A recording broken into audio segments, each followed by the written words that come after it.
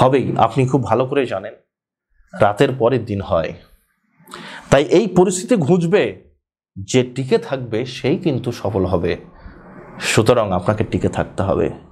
জীবনে এমন কোন কাজ আছে, আপনি আমাকে দেখান, জীবনে এমন কোন কাজ আছে যেখানে বাধা নেই, সেখানে কষ্ট নেই। আপনি বলুন না, যে কোনো ফিল্ডে যান, আপনাকে অনেক সময় পরীক্ষার সম্মুখীন হতে হয়, টিকে থাকার পরীক্ষা। তাই এটা আপনাকে টিকে থাকার একটা পরীক্ষা, আপনাকে এই পরীক্ষায় উত্তীর্ণ হতেই হবে। আমার বিশ্বাস আমার বাংলার ছেলেমেয়েরা এই টিকে থাকা পরীক্ষায় তারা জিতবে, তারা হারবে না। আমার যে সকল ভাই বোনেরা আজকে আমার কথা শুনছেন, বা যারা আমার কাছে পড়াশোনা করেন, বা যারা আমার ফেসবুক বা ইউটিউব চ্যানেলে আমার কথা শোনেন, আমি প্রত্যেককে বলবো, যত কষ্টই হোক, আপনি যদি টিকে থাকতে পারেন ভাই আমার, বোনেরা আমার, আপনি জীবনের শেষ আসে হাসবেন, কেউ ঠেকাতে পারবে না। তাই আপনি টিকে থাকুন।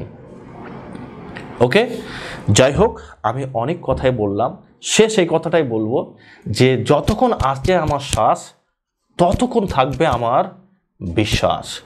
এই বিশ্বাস রেখেই আপনাকে বেঁচে থাকতে হবে এবং আপনাকে কন্টিনিউ পড়াশোনা করতে হবে। এবার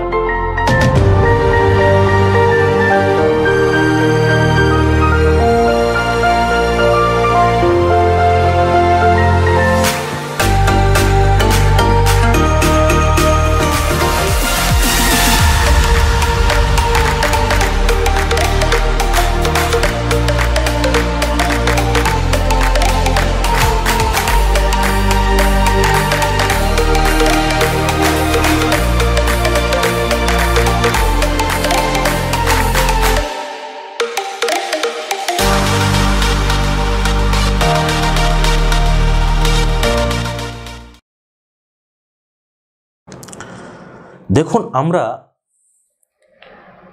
যে সময়ের মধ্য দিয়ে যাচ্ছি খুব কঠিন, সে যে কোনো সেক্টরে হতে পারে। দীর্ঘদিন ধরে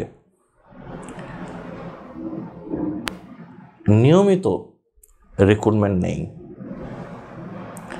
সে ডাব্লিউভি বলুন, কেপি বলুন, বা প্রাইমারি টেট বলুন, আর এসএসসি তো আমি ছেড়েই দিলাম। ঠিক সেই সঙ্গে আপনি যদি বলেন টেকনিক্যাল ডিপার্টমেন্টে পিএসসির, সেখানেও নেই। সুতরাং বাংলার ছাত্রছাত্রীরা তারা আজকে হতাশা, তারা দিক বিদিক শূন্য। তারা ভাবছেন, ভেবেছি আমি সরকারি চাকরি পেয়ে নিজেকে প্রতিষ্ঠিত করব, কিন্তু সেটা কিভাবে, সেটা আদৌ কি সম্ভব হবে? এই প্রশ্নের মুখে বাংলার ছাত্রছাত্রীরা, সেই সঙ্গে তাদের অভিভাবক অভিভাবিকারা। এই প্রশ্নের সম্মুখীন আমিও হচ্ছি। তাই আমি আজকের এই আলোচনাটা রাখার চেষ্টা করছি। ঠিক তাই তো, আজকে যাদেরকে আমরা আমাদের অভিভাবক অভিভাবিকা হিসাবে আমরা দেখছি বা রেখেছি, আজকে তারা আমাদের জীবন নিয়ে যদি না ভাবেন, তাহলে সত্যি আমাদের দুঃখ দুর্দশার অন্ত নেই। আজকে ওবিসির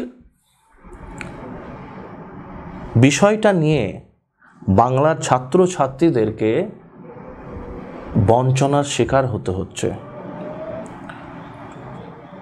তাদের সত্যি এক কঠিন পরিস্থিতি। আমরা সবাই খুঁজছি এর উত্তর, এর শেষ কোথায়। প্রিয় ছাত্রছাত্রী ভাই বোনেরা, আমার প্রাণের থেকেও প্রিয় আমার বাংলার প্রত্যেকটা ছাত্রছাত্রী ভাই বোনেরা, আমার আপনাদের সকলকে আমি বলতে চাই, এই যে হতাশা, এই যে পরিস্থিতি, এ কাটবে। আপনারা হতাশা হবেন না, আপনারা আশা ছাড়বেন না, আপনারা নিজের প্রতি কনফিডেন্স রাখুন। এর শেষ হবে খুব তাড়াতাড়ি, এটুকু আমি বিশ্বাস করি। বিশেষ করে যারা ডিফেন্স ওরিয়েন্টেড, ডাব্লিউপি বলুন, কেপি বলুন, আপনাদের তো আমি বলবো খুব তাড়াতাড়ি এক্সাম হতে চলেছে। কেননা জানেন সামনেই ভোট 2026-এ। তো 2026-এ যদি ভোট হয়, তার আগে রিক্রুটমেন্ট হবেই হবে। আপনি বলবেন স্যার কিভাবে বলছেন? এটা আমি বলছি না, এটা বিগত দিনের এক্সপিরিয়েন্স থেকে বলছি। দেখুন, যে কোনো সরকার যখন একটা সন্ধিক্ষণে দাঁড়ায়, তখন তারা চেষ্টা করে যদি আমি থাকি ভালো, যদি না থাকে তাতেও আমার অসুবিধা নেই, হিউজ চাকরি হোক, অসুবিধা নেই। সুতরাং ডাব্লিউপি বলুন, কেপি বলুন বা অন্যান্য চাকরি এই বছরে কিন্তু হবেই হবে, কেউ ঠেকাতে পারছে না। যাক, সেটা গেল। এইবার আমি বলি, আমরা অতি সাধারণ ঘরের ছেলে মেয়ে, হত দরিদ্র ঘরের ছেলে মেয়ে, নিম্ন মধ্যবিত্ত ঘরের ছেলে মেয়ে, আমাদের বাবা মার, আমাদের গার্জিয়ানদের প্রচুর টাকা পয়সা নেই যে আমাকে প্রতিষ্ঠিত করে দেবে বিজনেস করে, সেটা আমাদের পক্ষে সম্ভব নয়। সুতরাং আমাদেরকে যদি বড় হতে হয়, আমাদেরকে যদি প্রতিষ্ঠিত হতে হয়, আমার ফ্যামিলিকে যদি উন্নতি করতে হয়, তাহলে পড়াশোনার মধ্য দিয়েই করতে হবে। আজকে যদি আমি পড়াশোনা ছেড়ে দিই, আমি কাল থেকে বেকার। বেকার মানে আমি লিভার। সুতরাং আমার হাতে কোনো বিকল্প নেই, তাই আমাকে পড়াশোনা করতেই হবে, এক নম্বর কারণ। দ্বিতীয় হচ্ছে, আমি এতদিন যে পরিশ্রমটা করলাম, যারা এখন ভাবছেন পড়াশোনা করে আর কি হবে, তাদের সেই ভাইদের জন্য বলছি, আমার সেই বোনেদের জন্য বলছি, আপনি যে এতদিন পড়াশোনা করলেন, তার রেজাল্টটা কোথায়? বেকার, তার রেজাল্ট নিটফল 0। সুতরাং আমি আপনাকে বলবো, আপনি কখনোই নিজের প্রতি ভরসা হারাবেন না। আপনি ধৈর্য ধরুন, আপনি যে কাজ করছেন, যেখানেই পড়াশোনা করছেন, আপনি কন্টিনিউ করুন। আমার প্রত্যেকটা বাংলার ভাই বোনেদেরকে বলবো, আপনি যে স্যারের কাছে পড়ছেন, যে কোচিং সেন্টারে পড়ছেন, বা যেরকমভাবে পড়ছেন, আপনি দাঁতে দাঁত চেপে রেখে আপনি লেগে থাকুন। আর বুকে যতই আপনার ব্যথা হোক না কেন, যতই কষ্ট হোক না কেন, সেগুলোকে চেপে রেখে আপনি পড়াশোনা করুন। অনেক ফ্যামিলি আছে, অনেক গার্জিয়ান আছে যারা বলছে, স্যার আর আমার ছেলেকে পড়াশোনা করাতে পারছি না, আমার পক্ষে সম্ভব নয়, অর্থের যোগান কোথা থেকে হবে স্যার? একদম ঠিক কথা, আমিও আপনার সঙ্গে একদম সহমত। কিন্তু জেনে রাখবেন, আপনাকে ধৈর্য ধরতেই হবে, জীবনটা আপনার। সুতরাং আপনাকেই চেষ্টা করতে হবে, প্রতিষ্ঠিত করার দায়িত্বটা আপনারই। হবেই, আপনি খুব ভালো করে জানেন, রাতের পরে দিন হয়। তাই এই পরিস্থিতি ঘুচবে, যে টিকে থাকবে সেই কিন্তু সফল হবে। সুতরাং আপনাকে টিকে থাকতে হবে। জীবনে এমন কোন কাজ আছে, আপনি আমাকে দেখান, জীবনে এমন কোন কাজ আছে যেখানে বাধা নেই, সেখানে কষ্ট নেই?